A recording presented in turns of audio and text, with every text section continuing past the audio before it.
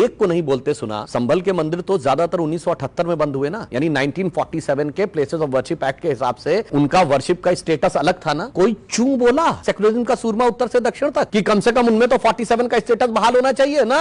Places of worship act की एक तरफा व्याख्या होगी, यानी जो मस्जिद थी वो यथावत रहेगी, मंदिर टूटते रहेंगे, कोई फर्क नहीं पड़ता। कश्मीर में टूटते रहे, संभल में टूटते रहे, मालदा में, धुबरी में, बरपेटा में, करीमगंज में, कहीं भी होता रहे, वहां कोई नहीं कहता कि वही स्थिति रहनी चाहिए जो 15 अगस्त 47 को है। और मैं विनम्रता से एक और बात कहना चाहता हूं, अगर 15 अगस्त 47 की स्थिति रखना चाहते हो तो खुले दिल से आओ, फिर कहो बोर्ड में भी 15 अगस्त 47 से पहले का कुछ नहीं होना चाहिए। 30,000 एकड़ जमीन थी, 30,000 एकड़ रखो। अब वो तो 15 अगस्त के बाद 9,60,000 एकड़ हो जानी चाहिए, मगर मंदिरों के बारे में कहना है नहीं उसमें तो प्लेसेस ऑफ वर्शिप एक्ट रहना चाहिए। और एक और बात मैं कहना चाहता हूं संभल में, एक लाइन, जो दुखद घटना हुई थी 1978 में, वहां की घटना स्वामी जी ज्यादा बेहतर जानते हैं, उस क्षेत्र के रहने वाले हैं। बनवारी लाल का हाथा था जहां हुआ था, और जो मंदिर मिले हैं वो क्या कहा था, सैनियों का मोहल्ला था। आज मैं भारत के लाखों दर्शक जो आपके देख रहे हैं, कान खोल के सुनना चाहिए, सैनी समाज ओबीसी में आता है और बनवारी लाल जी वैश्य थे, वो अगड़े में आते हैं। तो जब सरकार ऐसी थी जो बांटने पे तुली थी, तो अगड़े भी कटे और पिछड़े भी कटे। आज जो अगड़े पिछड़े में बांटने की बात कहते हैं, जब मौका आया तो सब के सब कटे,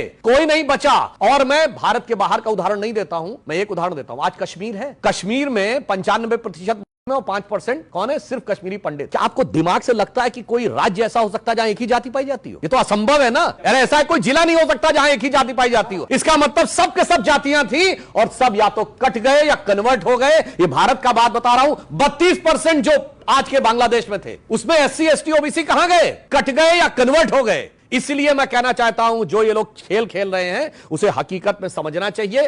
और इसलिए बिल्कुल जो भाटी जी ने कहा था, जो जुड़े वो जीते, अखिलेश जी ने कहा था, मैं बिल्कुल समर्थन करता हूं। मैं विनम्रता से और चुनौती से पूछता हूं, इस देश में 80% हिंदू है, फिर भी उसके बाद हिंदू धर्म को गालियां देकर, कोरोना वायरस, HIV कह के, रामचरितमानस फाड़ कर नहीं कह रहा, चुनाव जीतते लोग चुनाव जीतते हैं। और मैं चुनौती से कहता हूं, एक कॉन्स्टिट्यूएंसी बताइए जहां 80% मुसलमान हो। इस्लाम की आलोचना तो छोड़िए, चू बोलकर भी अगर कोई एक जीत के दिखा दे तो मैं चुनौती देता हूं, बताइए।